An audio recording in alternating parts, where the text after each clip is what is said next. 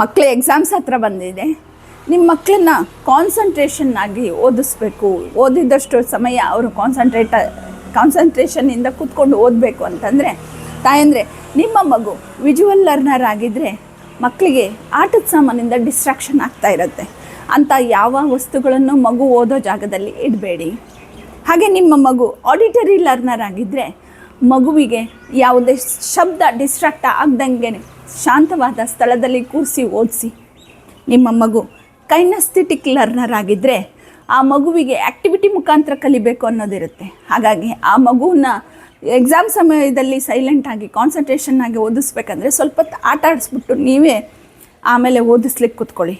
ಇದ್ರ ಮುಖಾಂತರ ನಿಮ್ಮ ಮಕ್ಕಳು ತುಂಬ ಕಾನ್ಸಂಟ್ರೇಷನ್ನಾಗಿ ಓದ್ತಾರೆ. ಓದಿದ್ದು ಅವರಿಗೆ ಮನವರಿಕೆ ಆಗುತ್ತೆ. ಹಾಗಾದರೆ ಇಂಥ ಹಲವಾರು ಐಡಿಯಾಗಳು ನಿಮಗೆ ಬೇಕಾಗಿದ್ದಲ್ಲಿ ಈ ಮೇಲೆ ಕೊಟ್ಟಿರೋ ಅಂಥ ಲಿಂಕನ್ನು ಕ್ಲಿಕ್ ಮಾಡಿ ರಿಜಿಸ್ಟರ್ ಮಾಡಿ.